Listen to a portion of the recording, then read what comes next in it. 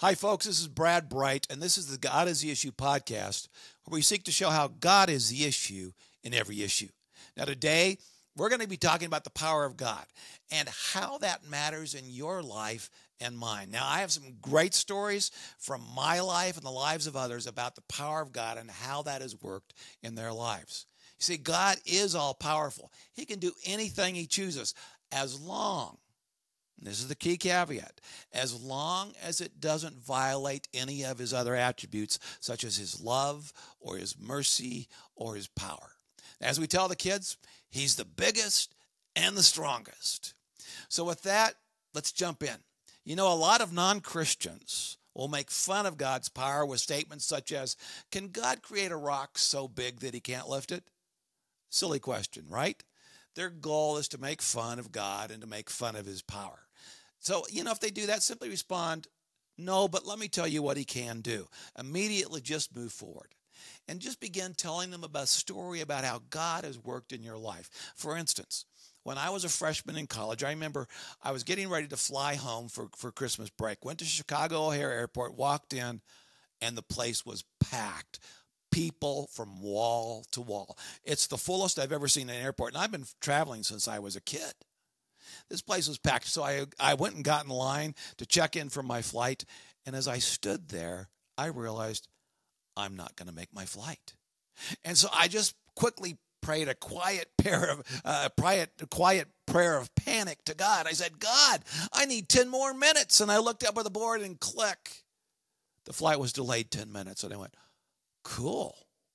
Well, as I was standing there a little longer, I realized once again, I'm still not going to make my flight. So once again, out of panic, I prayed, God, I need 10 more minutes. And I looked at the board and it went, click. The flight was delayed another 10 minutes, and I went, wow. You see, the power of God can show up in our lives in so many different ways every day. Shortly after Kathy and I got married, we started going through the adjustments of being married, and she started pushing on something about an area of my life that she really wanted to see some changes in. And, you know, because I'm so cooperative, I pushed back and said no and dug my heels in. See, I was the youngest child, and my mom said your most obviously characteristic from the day you were born was your stubbornness, and my stubbornness came out in those first few months of our marriage. But, you know, after being married about a year, it suddenly dawned on me, Kathy wasn't pushing on me anymore in this area of my life, and not only that, my heart had changed. It had completely changed, and all of a sudden it dawned on me. I turned to her and I said, you went over my head. You've been praying about this, haven't you? And she kind of sheepishly grinned and said, yeah. You see, God can not only change an airline schedule, He can change your spouse's heart. You know, to do that, God has to be pretty powerful, doesn't He, some days? I remember one of our directors from a Middle Eastern company, from a Middle Eastern country. One time he came to the U.S., he'd been diagnosed with a major heart problem. They couldn't operate on him over there. They didn't have the facilities. So he came to the U.S., and he went to Oral Roberts University, to the hospital there. And they brought him in and diagnosed him, and yeah, it was a serious heart problem. And the whole staff, the day before they were going to operate, they came in, and the staff prayed over him, asking for God's healing, either miraculously or through the hands of the doctors. Well, the next day they checked him one more time before he went into surgery, and his heart was perfectly fine. You see, God intervened and healed his heart. Now, God could have healed him through the hand of the surgeon, but in this case, He chose to heal him miraculously. God can't just heal a stubborn heart like mine. God can heal a damaged heart. Today, I went to the funeral of the wife of my former boss, Senator William Armstrong of Colorado. And I was reminded that probably 20 years ago now, he was getting ready to do a video shoot out on Capitol Hill. And it was a really, really bright sunny day, and the woman who was running the shoot, who was putting this whole thing together, it was a whole campaign. Her name was Nancy DeMoss. Now, some of you may know of Nancy Lee DeMoss. I'm talking about her mother, Nancy DeMoss. But they were doing this shoot, and there was too much sun. And the director, who was an unbelieving Jew, said, this is too much sun. We've got to do something about it. Somebody get Nancy over here to pray. And so they had Nancy come over to pray, and Nancy prayed that God would bring some clouds over, and sure enough, they did. Too many clouds. And the director said, no. Have Nancy pray again. That's too many clouds. We just want light cloud cover. So Nancy prayed again, and God removed most of the clouds, just leaving a light cloud cover. They're able to do the shoot with Senator Armstrong and get it in the can. See, God can move the clouds out of the way, or he can bring them back in. I remember when we were living in Orlando, I went downtown one evening for a meeting down there, and it was raining cats and dogs. And I remember going from the parking lot to the door of the building, which was probably 30, 40 yards, and I was getting wet as I was going in. I was in a suit, had an umbrella, but I was just getting soaked.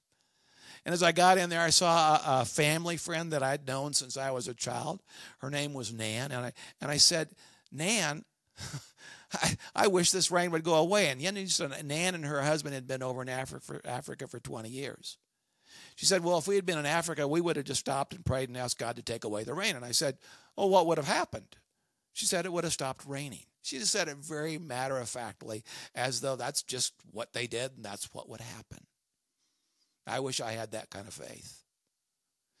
It reminds me of the story in Mark 4. Where Jesus is with the disciples out on the water in the boat, and Jesus is in the bottom of the boat sleeping, and all of a sudden this storm comes up on the Sea of Galilee, and these huge waves, and the water is coming into the boat, and they're on the verge of sinking because they can't bail fast enough to keep the water out. And finally they wake up Jesus, and they go, Master, don't you know we're about to sink? What are you doing sleeping in the bottom of the boat? And Jesus gets up and says, peace. And the wind and the waves immediately stop. And he turns to his disciples and goes, "O ye of little faith." They had been with Jesus all this time, and yet they still didn't understand the power of God. Can God create a rock that's too big for him to lift? No, of course not. Silly question. But he can handle the rocks and the obstacles in your life. He can manage the storms that are battering you down. He can carry me through my journey with cancer, the one I am currently on. Oh, yeah.